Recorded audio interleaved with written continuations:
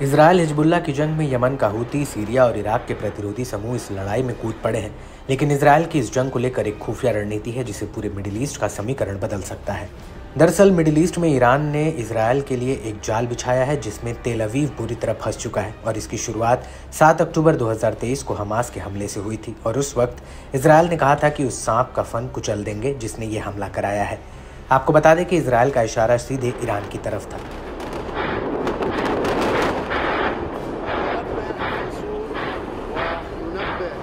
और इजरायल चाहता है कि इस युद्ध में ईरान कूदे जिससे नेतन्याहू को सीधे ईरान के परमाणु संयंत्रों को उड़ाने का मौका मिले। लेकिन अब ऐसा लग रहा है कि इजरायल की ये चाल कामयाब हो रही है, क्योंकि लेबनान में ईरानी दूतावास ने कहा कि आईडीएफ ने बेरूत में जो हमला किया है वो गेम चेंजिंग उकसावा है, जिसका नतीजा इजरायल को भुगतना पड़ेगा।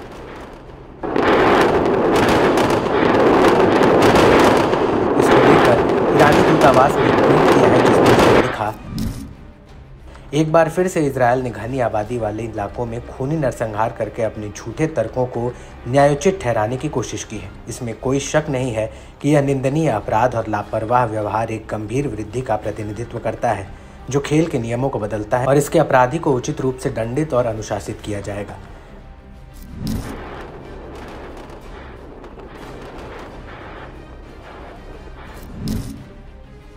वहीं हिजबुल्ला ने इन हमलों को लेकर कहा कि बेरूत के दक्षिणी उपनगरों में नागरिक भवनों में हथियारों या हथियारों के भंडार की मौजूदगी के बारे में इजरायली कब्जे के झूठे दावों का खंडन करता है।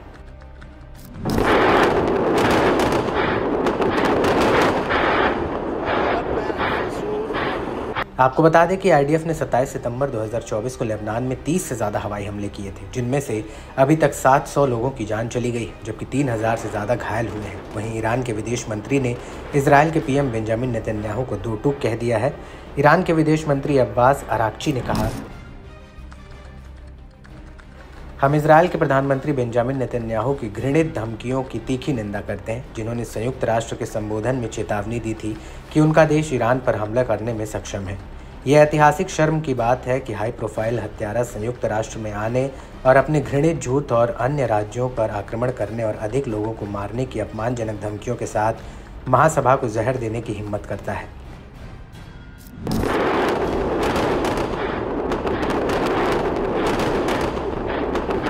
आपको बता दें कि ईरान के इस बयान से पहले इजरायली पीएम बेंजामिन नेतन्याहू संयुक्त राष्ट्र को संबोधित करने गए थे, जहां पर उन्होंने खुले तौर पर ईरान पर हमले की धमकी दी थी। लेकिन बड़ी बात यह है कि ईरान अभी तक सीधे तौर पर इस युद्ध में शामिल नहीं हुआ है। वो पर्दे के पीछे से हिजबुल्ला, हूती, इराक और सीरिया के प्रतिरोधियों को हथियार और गोला बारूद सप्लाई कर रहा है और उन्हीं हथियारों के बल पर ये चौकड़ी इजरायल पर हावी हो रही है।